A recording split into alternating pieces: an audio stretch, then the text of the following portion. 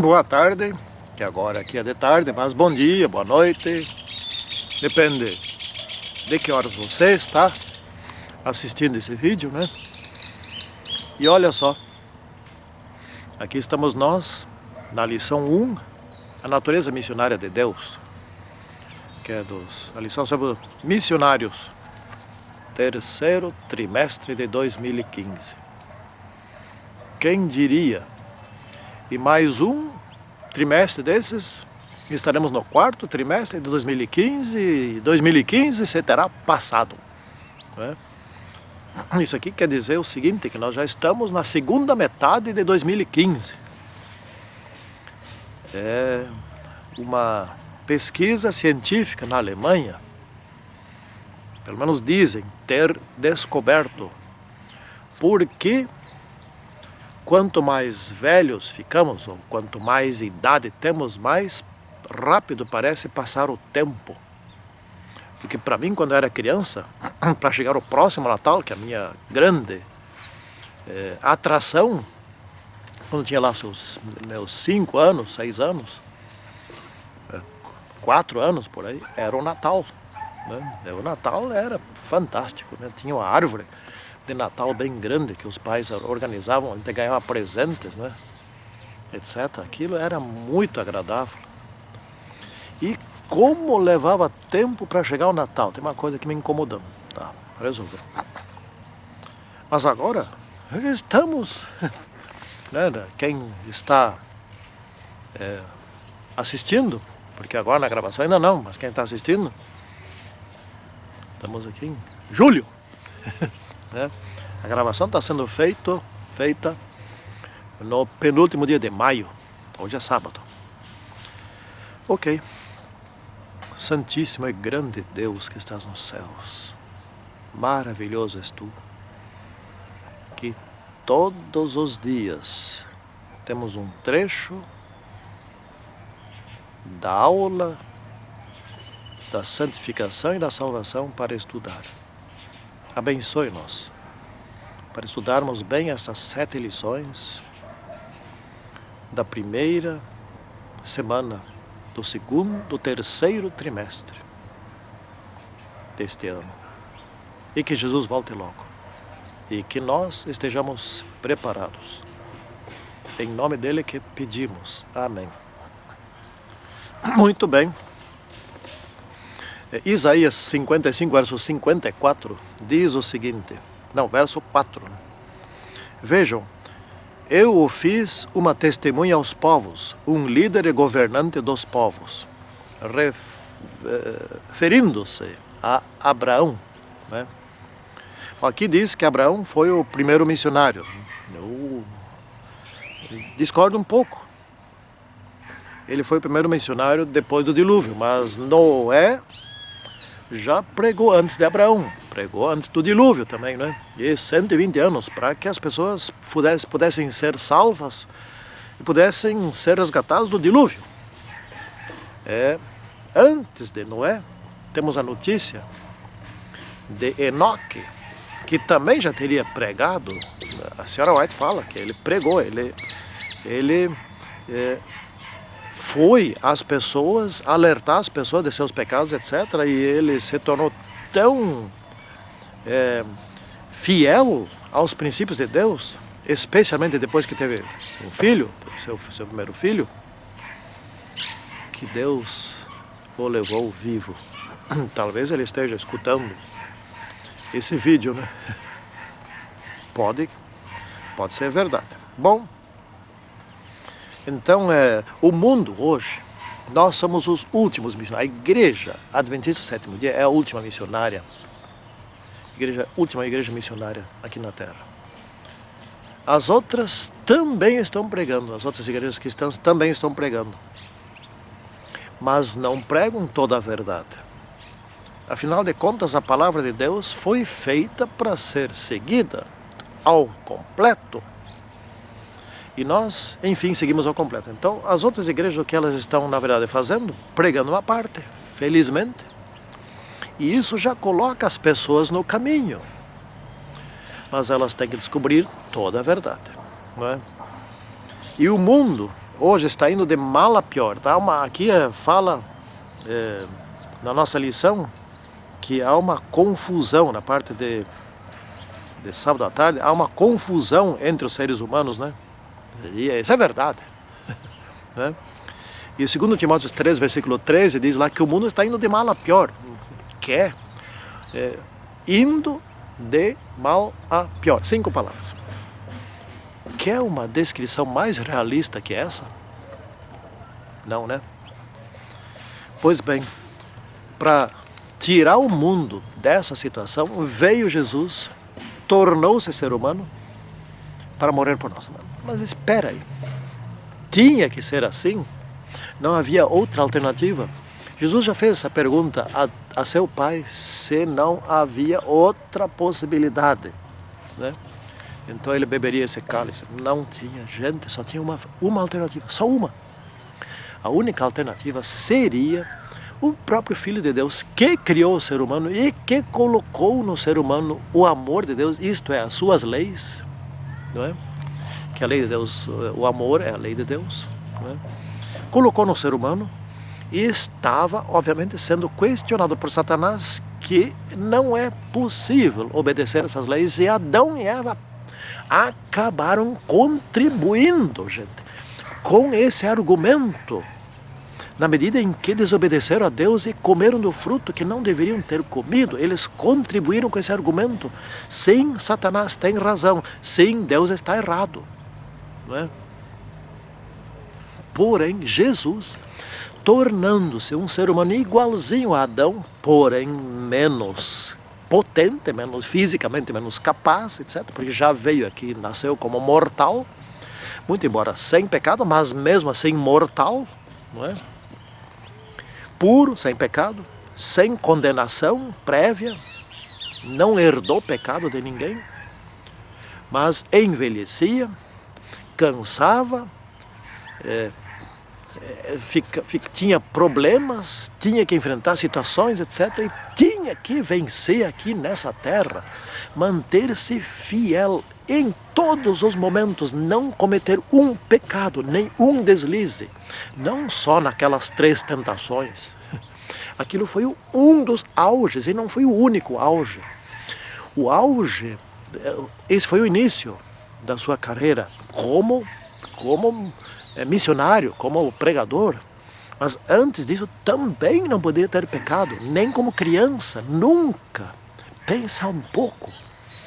E o auge dos auges foi na cruz, quando ele estava saindo a sua vida de si, e quando o seu coração explodiu e ele parou de respirar, ainda tinha alguns segundos, alguns minutos de consciência que nesse tempo ele não poderia sequer manter algum rancor, algum ódio, alguma coisa, nada contra os seus inimigos, nem contra Satanás. Isso significa provar 2 coisas. Primeira, provar que é possível amar como ele afirmava.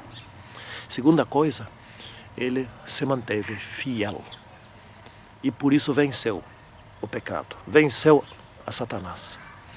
E ele, depois disso, tem o direito de fornecer gratuitamente essa vitória a quem ele quer, certo? E ele fornece a todos. E nem todos se salvam porque nem todos aceitam. Ponto final. É simples assim. Bom, aqui Deus criou o homem e a mulher, olha só. E Deus criou tudo, né? Criando, haja isso, haja os animais, haja as plantas, haja luz, haja separação de águas e terras, haja água de cima, água de baixo, etc, etc, etc. Tudo pela palavra. Deus tem poder infinito. Então ele simplesmente pensa, ele faz um projeto de uma planta. Quanto tempo ele leva para fazer esse projeto? Não sei.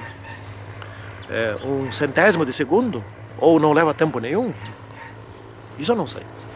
Mas uma coisa eu sei. Ele pode projetar o que quiser. Eu creio assim. E para fazer o ser humano, ele poderia bem ter dito, haja o ser humano à nossa semelhança. E pronto. Ele nem precisava ter dito, haja o ser humano à nossa semelhança. Aliás, não precisava nem falar. Podia só pensar. Eu creio assim. E apareceria o ser humano. mas ele fez diferente. Então eles disseram os três, Pai, Filho e Espírito Santo, disseram assim: vamos criar o ser humano à nossa semelhança. Então nós podemos, se nós nos olharmos no espelho, podemos dizer, Deus é parecido conosco, né? Fisicamente. Claro, não com cabelo branco, aliás, até eu acho que ele tem cabelo branco, pelo que falam, né? Bom, não sei, mas enfim, Deus, no caso foi Jesus o Filho, né? Ele juntou terra ali, pôs a mão na massa mesmo, juntou terra. Ele não disse, haja um montão de terra para eu. Ele também não disse, haja água aqui, que a água se misture nessa terra e que fique na consistência correta para moldar um ser humano, um boneco humano. E também não disse, bom, agora você molda um boneco, etc. Não, ele misturou, pôs a mão ali, misturou a terra, juntou terra, misturou, etc. e tal.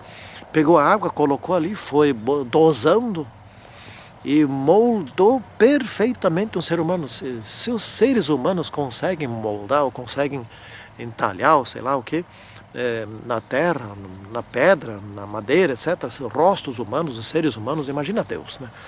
Ele fez ali perfeitamente, estava ali um ser humano perfeito, mas não vivia. Então ele soprou no nariz do ser humano o seu fôlego e o ser humano viveu.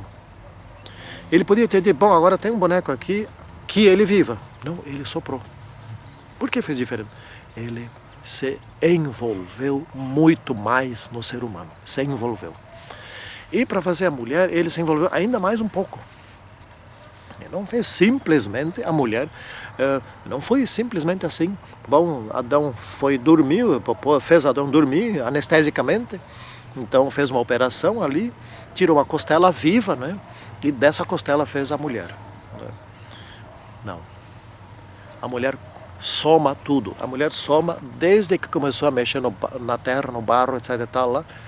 E depois fez Adão adormecer e tirou a costela, ela soma tudo. Então Deus valorizou o homem e valorizou a mulher. E pelo visto valorizou a mulher um pouco mais até que o homem, né? Se bem que os fez no mesmo nível. Ele não tirou da cabeça, ele não tirou do pé, tirou aqui, do lado. Interessante que a minha mulher, quando a gente vai caminhar, ela sempre gosta de caminhar do meu lado, de mãos dadas. Eu até faço às vezes alguns testes, então eu espero que ela não ouça isso. Vê se contam para ela, né? Ela sempre pega na minha mão, tem que estar de mãos dadas, de um lado ou do outro, mas ela está do lado. O homem não é mais que a mulher não é mais que o homem. Os dois são parceiros, assim criados por Deus, né? Então, aquelas perguntas da filosofia, né? De onde viemos, quem somos, para onde vamos? Viemos de Deus. Nós temos a resposta, não precisamos ficar pesquisando, está escrito, né? E quem somos? Bom, nós somos filhos de Deus, não somos filhos de macaco, nós não somos animais, nós somos seres humanos, à semelhança de Deus, né? Para onde vamos? Bom, aí depende da escolha de cada um. Para a morte eterna ou para a vida eterna? Esses vídeos são feitos para que tanto eu quanto todos que os assistem façam a escolha correta. E para isso entramos então no assunto do livre-arbítrio. O que é o tal do livre-arbítrio? Síntese da coisa. Eu gostei muito do que escrevi no comentário, né? Síntese da coisa é o direito que nós temos para escolher entre o bem e o mal, entre o certo e o errado, entre o que constrói e o que destrói, entre pegar do outro e não pegar do outro, roubar ou não roubar, entre mentir e não mentir. É escolha. Sempre tem duas escolhas antagônicas. E nós sabemos as consequências ou os resultados da escolha. Ou seja, o livre-arbítrio envolve causa e efeito, né? E, no caso, Adão e Eva estavam num ambiente em que não havia muita escolha, não havia muito de fazer errado. Por exemplo, Adão podia roubar alguma coisa de Eva, ou depois que tivessem filhos, eles diziam, roubar para quê? E como roubar? Tudo é graça. Não tinha comércio lá. Então não havia aquele conceito de enriquecimento, de ter mais capital que o outro, etc. Não. Isso é um conceito que não existe em outro lugar do universo, senão aqui nesse mundo. né? Aqui existe o conceito de posse. No Jardim do Éden ou em qualquer outro lugar da criação de Deus, não existe esse conceito de posse. Nada pertence a ninguém e todos podem usufruir de tudo. É esse o conceito. É muito estranho em relação ao nosso caso aqui, não é? Aqui nós temos o nosso automóvel, é meu. Se você quer, então paga. Eu te vendo. E assim vai, né? No outro lugar, não existe. Então não tem opção de roubo. Não existe essa opção de roubo no Éden, né? Lá não existia opção de morte, não tinha como Adão tirar a vida de Eva, ou de um animal, qualquer coisa, não morria, né?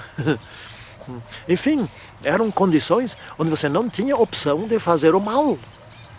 Depois que se tornaram mortais, e que naquele dia mesmo se tornaram mortais, naquele dia mesmo morreram, né? Perderam a vida, o restante de vida ainda residual os manteve vivos por séculos. Hoje a gente vive por no máximo 80, 100 anos, né? E a opção deles única era comer ou não comer do fruto de uma determinada árvore, que não era um fruto envenenado nem nada.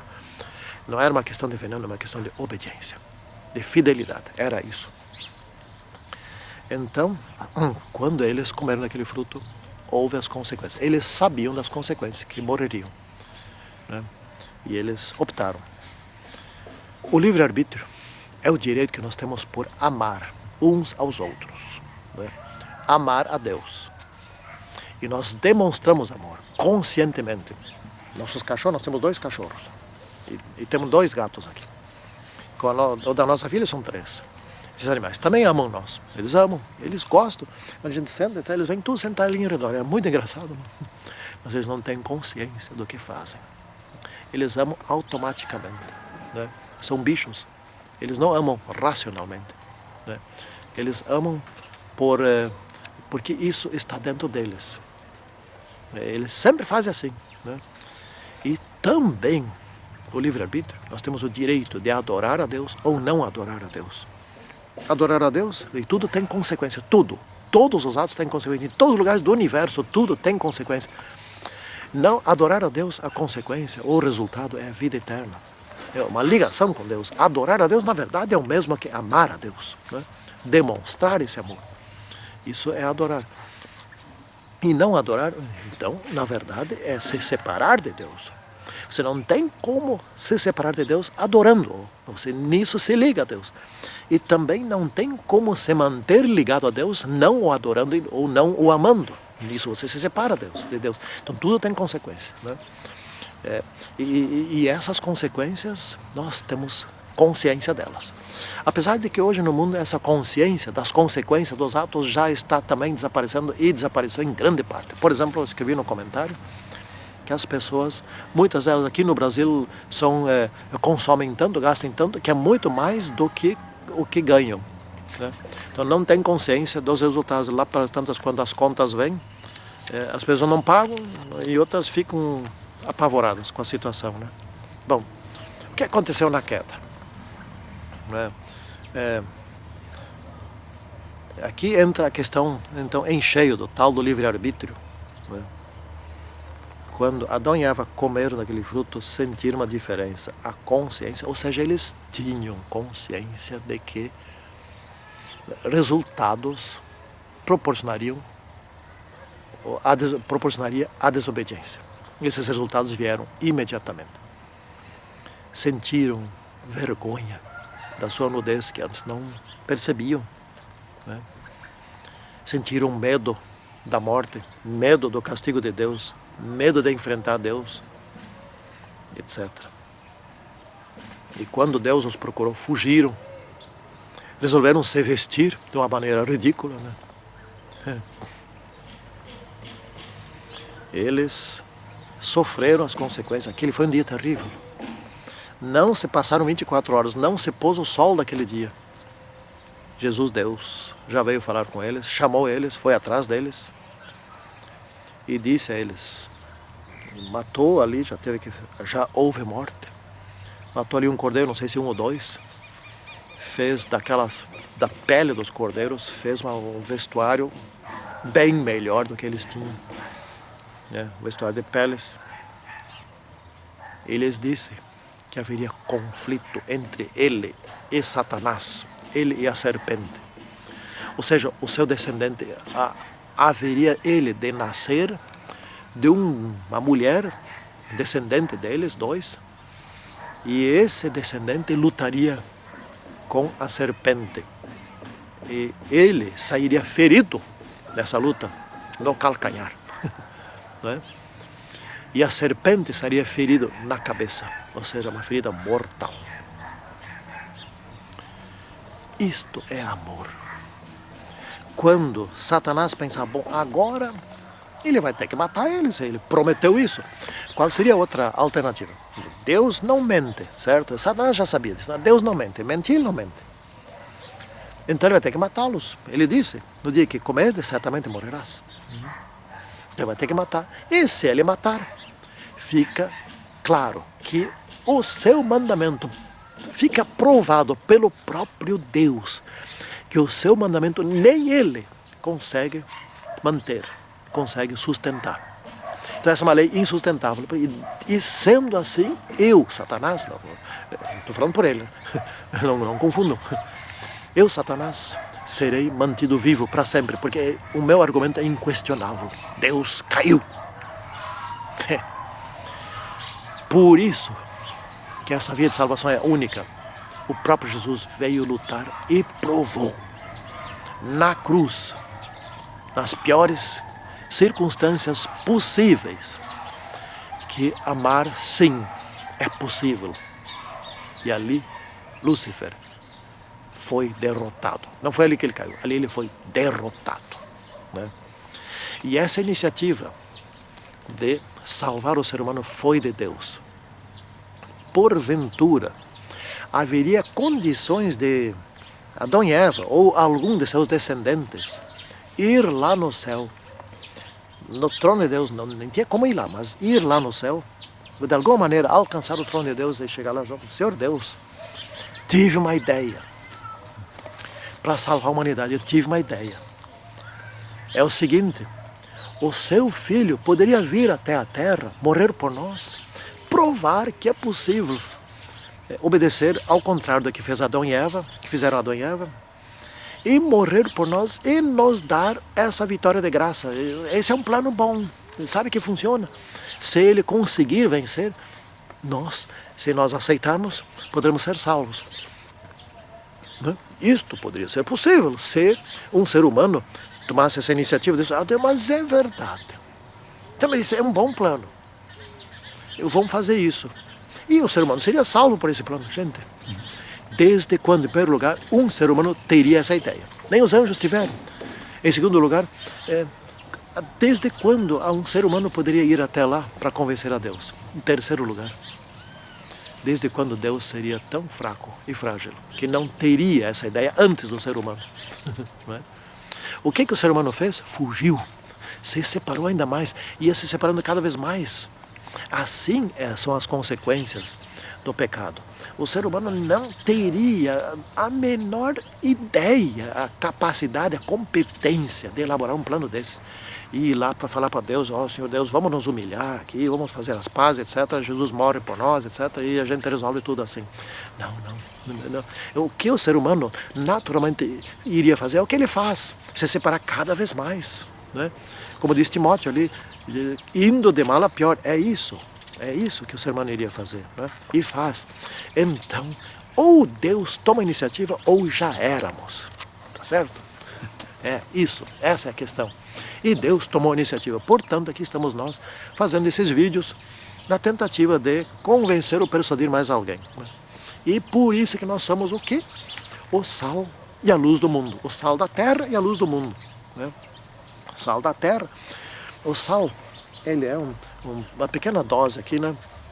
Uma pequena dose, pronto, salgou meio quilo de alimento, né?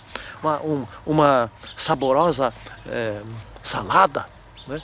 Só um pouquinho, um pinguinho. Eu fiz uns cálculos aqui e ficou curioso o meu cálculo. Ficou curioso, até vou compartilhar com vocês.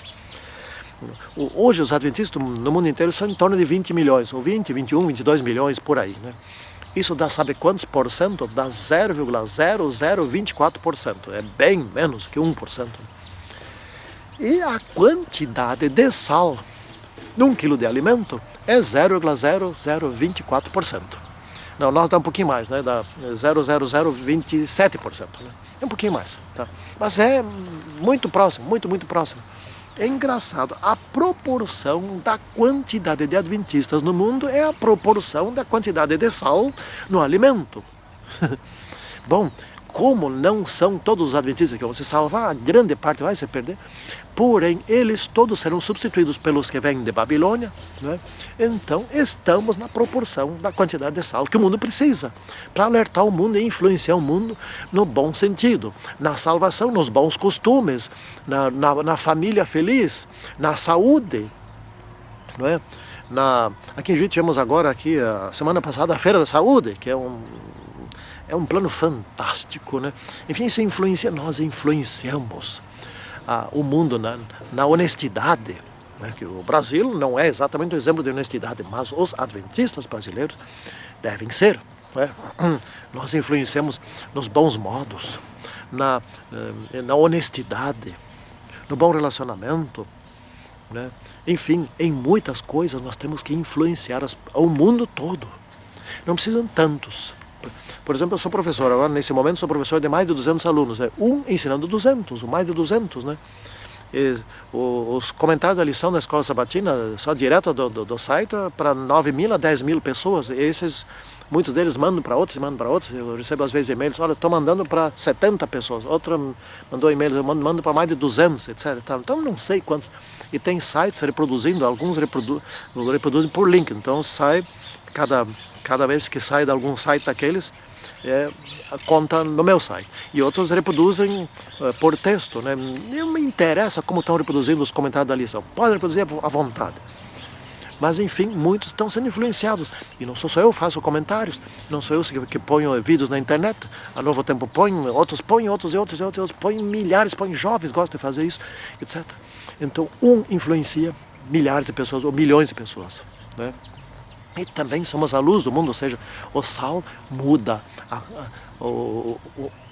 a consistência da coisa, o sabor do alimento, etc. A luz, ela ilumina.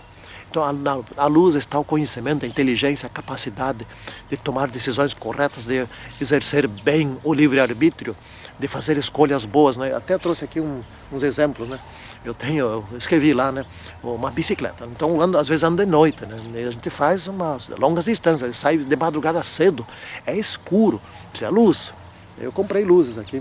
Tem, por exemplo, essa lâmpada aqui, é muito forte, né? Ela é muito forte. Ela ilumina. E tenho essa outra aqui, que vai atrás, né? Então, eu enrolei aqui um vermelho, ela ilumina também muito forte, né? Vocês podem ver aqui, ó. Então, é muito forte. Ilumina para trás. Então, todos me veem, que vem atrás, me veem com essa luz. E essa aqui é a maior, né? Ela é bem grande, né? Essa é extremamente forte. A luz dessa lâmpada aqui é mais forte que a luz baixa de um automóvel, do que as duas luzes baixas de um automóvel. Ela ilumina um redondo na rua que abrange toda a rua e vai longe. Isso aqui vai muito mais de 100 metros de distância. Como a gente anda na estrada ou no asfalto, etc., a gente alcança, na minha bicicleta mountain bike, não corre tanto, né?